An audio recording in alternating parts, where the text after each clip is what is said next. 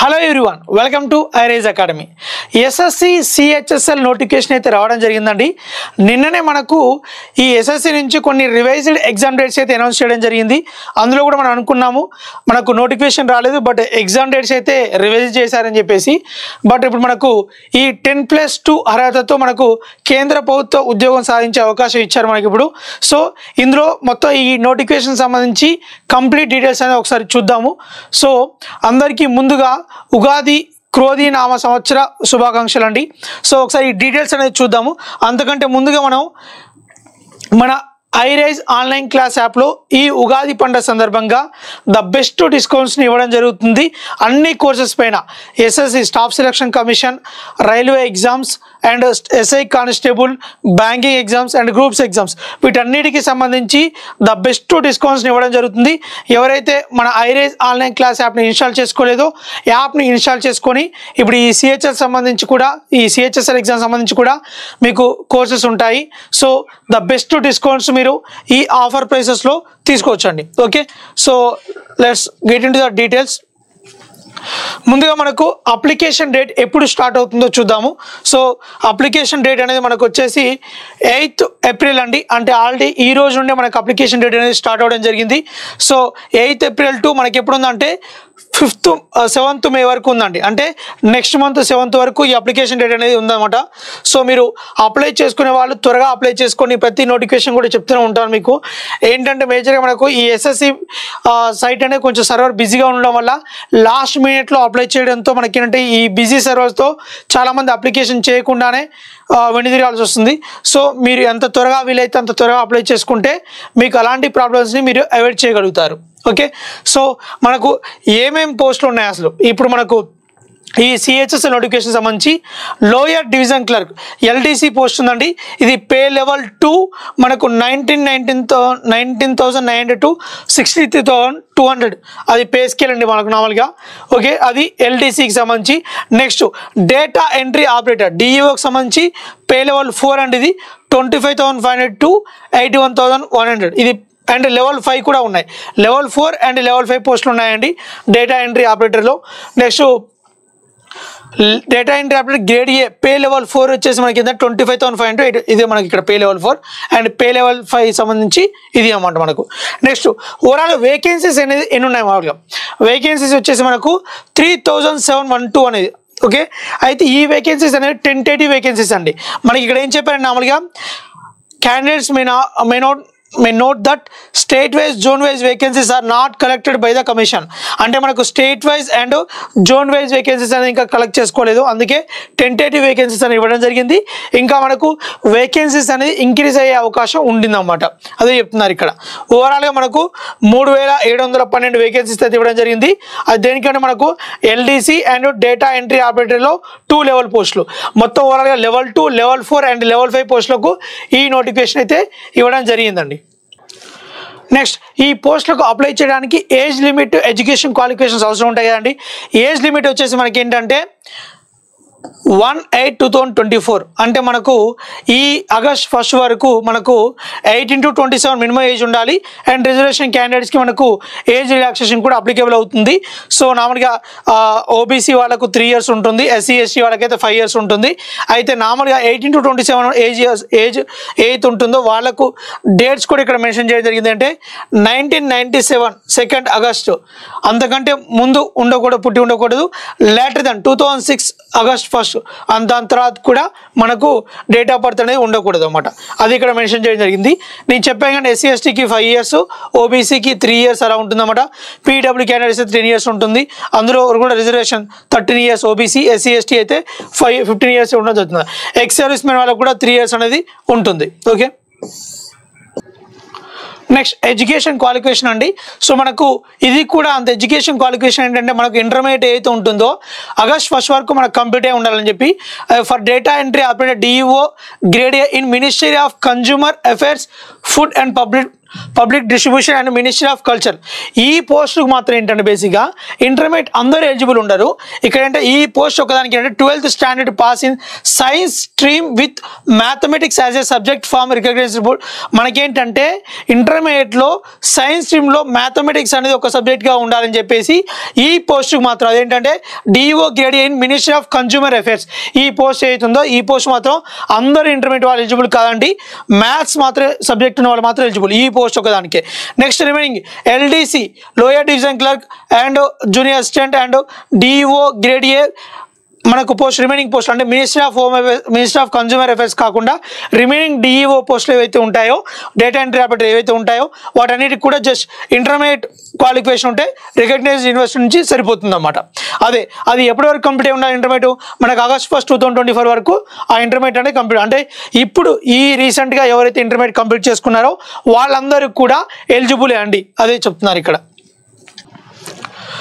Next మనకి application ఎలా చేసుకోవాలనేది మనకు నార్మల్గా ఒక వీడియో చేద్దామండి. మనం నార్మల్గా ఎలా అప్లై చేయాలి స్టెప్ బై స్టెప్ ప్రాసెస్ అనేది.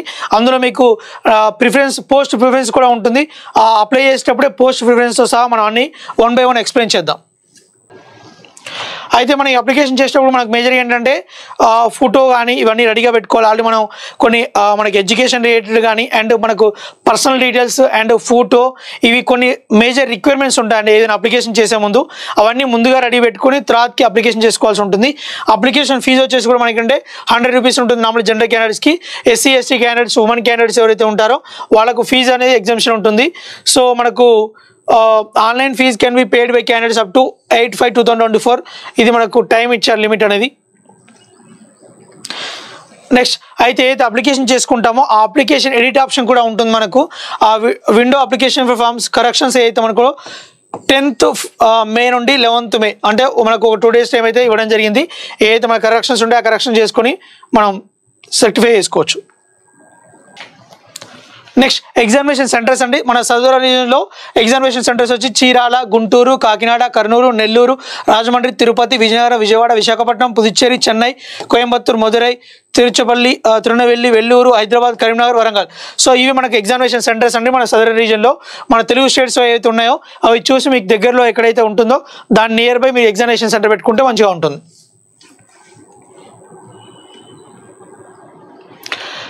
Next most important scheme of examination. అసలు ఎగ్జామినేషన్ ప్రాసెస్ ఎలా ఉంటుందంటే మనకు ఫస్ట్ అప్లికేషన్ చేశాక Tier 1 ఎగ్జామినేషన్ ఉంటుంది. ఈ Tier 1 క్వాలిఫై అయ్యాక Tier 2 ఎగ్జామ్ ఉంటుంది. ఈ Tier 2లో మల్టిపుల్ సెషన్స్ ఉంటాయి, సెషన్ 1 అండ్ సెషన్ 2 ఉంటాయి. వీటన్నిటికి సంబంధించిన ఒకసారి డీటెయిల్డ్ ఎగ్జామినేషన్ ప్యాటర్న్తో సహా ఒకసారి చూద్దాం.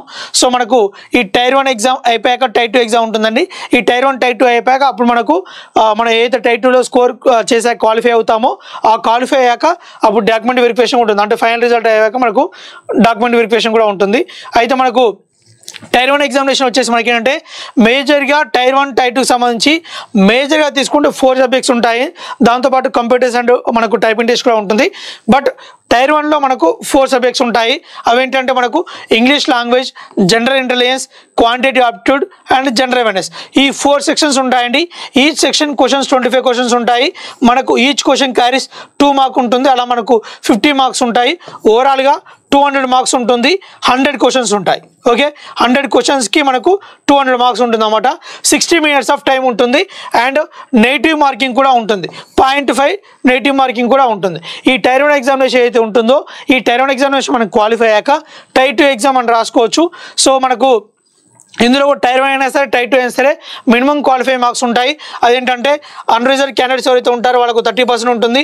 ఓబీసీ క్యాండిడేట్స్, ఈడబ్ల్యూఎస్ క్యాండిడేట్స్ ఎవరైతే ఉంటారో వాళ్ళకి ఏంటంటే మనకు 25% ఉంటుంది. And SC ST reservation candidates ఎవరైతే ఉంటారో వాళ్ళకు 20%. ఇది మినిమం క్వాలిఫై మార్క్స్ అండి. ఇది కాకుండా మనకు స్కోర్ కూడా ఉంటుంది. స్కోర్ అని మనకు ఆ కట్ ఆఫ్ పెడతారు. ఆ కట్ ఆఫ్ రీచ్ అయినట్లయితేనే మనకు Tier 2 ఎగ్జామ్ రాయడానికి ఎలిజిబిలిటీ ఉంటుంది. అయితే Tier 2 ఎగ్జామ్లో మనకు ఓవరాల్గా సెషన్ 1 అండ్ సెషన్ 2 ఉంటాయి. సెషన్ 1లో మనకు 3 సెక్షన్స్ ఉంటాయి. ఆ 3 సెక్షన్స్ ఏంటో ఒకసారి చూద్దాం. ముందుగా సెక్షన్ 1 తీసుకుంటే మాడ్యూల్ 1, మాడ్యూల్ 2 ఉంటుంది.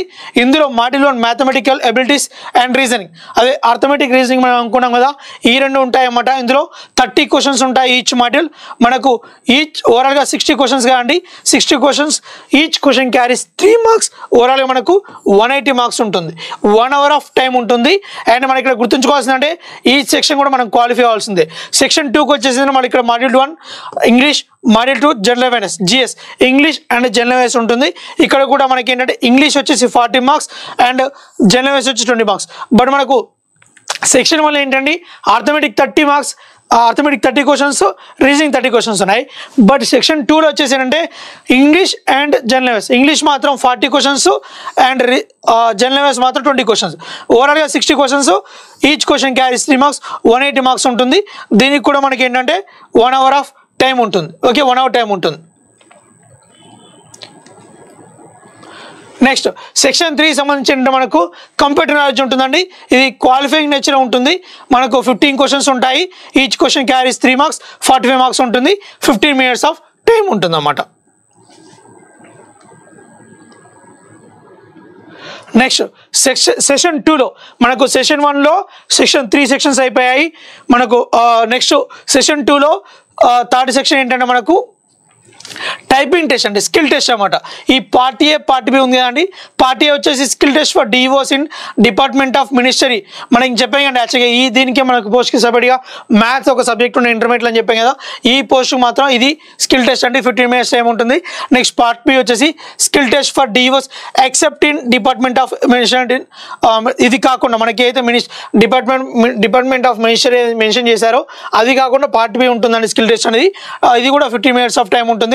మనకేంటంటే ఈ టైపింగ్ టెస్ట్ ఎలా ఉంటుందంటే మనకు ఒక ప్యాసేజ్ ఉంటుంది, ఒక టైం ఉంటుంది. ఇంత స్పీడ్తో మనం ఆ ప్యాసేజ్ని టైప్ చేయాల్సి ఉంటుంది. అదే ఇక్కడ టైపింగ్ టెస్ట్ కింద కన్సిడర్ చేస్తారు. ఓకే, నెక్స్ట్ ఎల్డీసీకి సంబంధించి పార్ట్ సి కూడా ఉంటుంది. పార్ట్ సికి సంబంధించి ఏంటంటే మనకు ఎల్డీసీ లోయర్ డివిజన్ క్లర్క్ అని పోస్టులు అనుకున్నాం కదా. మనం అనుకున్న ఇందులో 10 మినిట్స్ ఆఫ్ టైం ఉంటుంది. ఈ 10 మినిట్స్ ఆఫ్ టైంలో మనకి ఇచ్చిన ఆ ప్యాసేజ్ అనేది ఇంత స్పీడ్తో ఎక్కడైతే మెన్షన్ చేస్తారో ఆ స్పీడ్తో మనం టైప్ చేయాల్సి ఉంటుంది.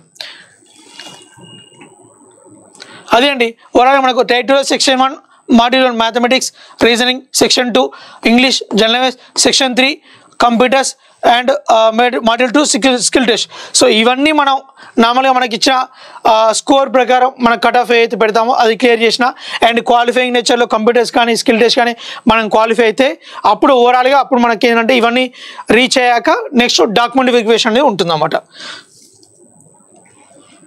So it will be mandatory for the candidates to qualify in all the sections of time. నేను చెప్పాను కానీ అన్ని సెక్షన్స్లో మీరు మ్యాండేటరీగా క్వాలిఫై అవ్వాలి ఉంటుంది. ఇక్కడ నెగిటివ్ మార్కింగ్ కూడా ఉంటుంది. ఇందులో కూడా నెగిటివ్ మార్కింగ్ వచ్చేసి మనకి అంటే 1 మార్క్ నెగిటివ్ మార్కింగ్ కూడా ఉంటుంది. ఓకే, మీకు ఏ అయితే data entry operator skill test చెప్పానో దానికి సంబంధించిన పార్ట్ అండి 15,000 కీ డిప్రెషన్ పర్ అవర్ స్పీడ్తో మనకి ఏంటంటే ఈ స్పీడ్ ఎంత ఉండాలి అండ్ మనకి ఏదో 15 మినిట్స్ ఆఫ్ టైం ఉంటుంది. English containing 3,700 to 4,000 key depressions would be given to each candidate would enter the same in the computer. మనకి ఏదైతే ప్యాసేజ్ ఇస్తారో ఆ కీ డిప్రెషన్స్ టైప్ చేయాల్సి ఉంటుంది. అది పార్ట్ ఏకి సంబంధించి. నెక్స్ట్ పార్ట్ బికి సంబంధించి కూడా అండి 8,000 స్పీడ్ ఉండాలి, 15 మినిట్స్ టైం ఉంటుంది, 2,000 to 2,200 కీ డిప్రెషన్స్ అన్నమాట. నెక్స్ట్ పార్ట్ సి టైపింగ్ టెస్ట్కి వచ్చేసి మనకి ఏంటంటే English medium should be have typing speed of 35 words per minute ఉండాలి. ఎంత అంటే మనకు 10,500 కీ డిప్రెషన్స్ ఉంటే సరిపోతుంది. ఇది పార్ట్ సి టైపింగ్. ఎల్డీసీ మనకి ఏదైతే లోయర్ డివిజన్ క్లర్క్ పోస్టులు జూనియర్ అసిస్టెంట్ ఉన్నాయో వాటికి సంబంధించిన టైపింగ్ టెస్ట్ గురించి. నెక్స్ట్ సిలబస్ అండి మనం ఏదైతే arithmetic, reasoning, English, general awareness అనుకున్నామో వాటికి సంబంధించి క్లియర్గా సబ్జెక్ట్స్తో పాటు మనకి ఇక్కడ ఏమేమి టాపిక్స్ ఉంటాయని చెప్పేసి Tier 1 indicative Tier 1 syllabus English లాంగ్వేజ్లో మనకు కంప్లీట్గా క్లియర్ సిలబస్ ఇవ్వడం జరిగింది. Synonyms, antonyms, fill in the blanks, comprehension passage, cloze test. So మనకు క్లియర్గా మొత్తం ఇవ్వడం జరిగింది. నెక్స్ట్ రీజనింగ్ సంబంధించి మనకి కంప్లీట్గా సిలబస్ ఇవ్వడం జరిగిందండి. సో 1 by 1 టాపిక్ మీకు క్లియర్గా నోటిఫికేషన్ ఒక సబ్జెక్ట్ తెలుస్తుంది. నెంబర్ సిస్టమ్, క్వాంటిటీ అప్డేట్ వచ్చేసి number system, fundamental arithmetical operations, algebra, geometry, mensuration, trigonometry. So ఇవన్నీ కూడా మనకు ఆర్థమెటిక్ సంబంధించండి. నెక్స్ట్ జనరల్ అవేర్నెస్ సంబంధించి మన current affairs, history, polity, geography, economy ఏవైతే ఉంటాయో అవన్నీ ఇవ్వడం జరిగిందండి. సో Tier 2 నెక్స్ట్ సంబంధించి మాడ్యూల్ వన్లో సెషన్ 1లో మనకు మ్యాథమెటికల్ ఎబిలిటీస్ అవుతుందో దానికి సంబంధించి number system, arithmetic, algebra, geometry, mensuration, trigonometry, statistics. Module 2 సంబంధించి మనకు reasoning and intelligence, general intelligence. So basic ఏంటంటే ఇక్కడ మనకు టైర్ 1 అండ్ టైర్ 2లో ఏవైతే సబ్జెక్ట్స్ ఉన్నాయో arithmetic, reasoning, English, general, tier 1 tier 2లో సిలబస్ ఏమో ఉంటుంది, ఆల్మోస్ట్ ఆల్ పెద్ద డిఫరెన్స్ ఏమి ఉండదండి, అవే టాపిక్స్ ఉంటాయి. బట్ టైర్ 2కి వచ్చేసరికి మనకి ఏంటంటే టైర్ 1 క్వాలిఫై అయ్యాక టైర్ 2 రాయాల్సి ఉంటుంది. ఈ టైర్ 2లో మనకు ఈ సబ్జెక్ట్స్ ఏమైనా సరే ఎడిషనల్ మనకి ఏంటంటే కంప్యూటర్స్ అనేది క్వాలిఫైయింగ్ నేచర్లో ఉంటుంది. నెక్స్ట్ టైపింగ్ టెస్ట్ కూడా ఉంటుందండి. ఈ టైపింగ్ టెస్ట్ కూడా క్వాలిఫైయింగ్ నేచర్ ఉంటుంది. మనకి ఇచ్చిన టైంలో మనకి ఇచ్చిన ప్యాసేజ్ని ఏదైతే టైపింగ్ స్పీడ్ కానీ అండ్ మనకైతే కీ వర్డ్స్ ఎంత స్పీడ్ డిప్రెషన్స్ ఏవైతే ఉంటుందో అవి కూడా టైమింగ్లో ఇచ్చిన టైమింగ్లో మెన్షన్ టైపింగ్ చేయాల్సి ఉంటుంది. కంప్యూటర్ నాలెడ్జ్ సంబంధించి సిలబస్ ఒకసారి చూద్దామండి. Computers basics, software, working with internet and emails, basics of networking and cyber security. So ఇది మన కంప్యూటర్ సిలబస్ సంబంధించండి. నెక్స్ట్ మన ఎగ్జామ్కి వెళ్ళేటప్పుడు మన హాల్ టికెట్తో పాటు మనకు మ్యాండటరీ క్యారీ చేస్తుందంటే ఐడి ప్రూఫ్ అండ్ మ్యాండటరీ అండి, with 2 recent colour size photos, అది మ్యాండటరీ క్యారీ చేయాలి. అలా అయితేనే మీకు అక్కడ ఎలా చేస్తారు ఎగ్జామ్ సెంటర్ దగ్గర, అదే మెన్షన్ చేశారు.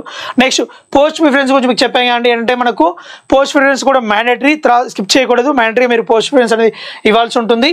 అండ్ దీనికి సంబంధించి మనం ఒక అప్లికేషన్ చేసేటప్పుడు ఎలా ఇవ్వాలో కూడా, ఏ పోస్ట్ అయితే ఎలా ఉంటుందని కూడా మీకు ఆ వీడియోలో చెప్పడం జరుగుతుంది. సో మనకు టైర్ 1 టైర్ 2 అయిపోయాక ఏదైతే ఫైనల్ రిజల్ట్ ఉందో దాని తర్వాత మనకు డాక్యుమెంట్ వెరిఫికేషన్ కూడా ఉంటుందండి. So document verification will be conducted by the user department after declaration of the final results. So next నేను qualifying mode of selection qualifying already చెప్పాను. Unreserved 30%, OBC, EWS 25%, all other categories 20% అని చెప్పేసి ఇది minimum qualifying marks అండి. But score అయితే consider చేస్తారు, మన cut off marks ఏదైతే ఉంటుందో ఆ కట్ ఆఫ్ మార్క్స్ అనేది కన్సిడర్ చేయడం జరుగుతుంది. సో ఇది అండి మనకి నార్మల్గా సిహెచ్ఎస్ఎల్ నోటిఫికేషన్ సంబంధించి. సో మీరు నెగ్లెక్ట్ చేయకుండా ఎంత త్వరగా వీలైతే అంత త్వరగా అప్లై చేసుకోండి. సో ఎవరైతే ఐరేజ్ ఆన్లైన్ క్లాస్ యాప్ని ఇన్స్టాల్ చేసుకోలేదో యాప్ని ఇన్స్టాల్ చేసుకోండి. మీకు ఈ ఉగాది సందర్భంగా మనం ద బెస్ట్ డిస్కౌంట్ ఇవ్వడం జరుగుతుంది అన్ని కోర్సెస్ పైన. ఎస్ఎస్సికి సంబంధించి మన దగ్గర ఒక కోర్స్ తీసుకుంటే సిజిఎల్, సిహెచ్ఎస్ఎల్, సిపిఓ, ఎంటీఎస్ అన్నిటికీ యూజ్ అవుతుందండి.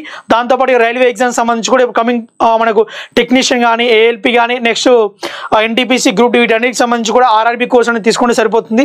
ద బెస్ట్ డిస్కౌంట్స్ ఇవ్వడం జరుగుతుందండి. యాప్ని ఎవరైతే ఇన్స్టాల్ చేసుకోలేదో యాప్ని ఇన్స్టాల్ చేసుకొని ఈ కోర్సును మీరు పొందవచ్చు. Thank you. I wish very all the best.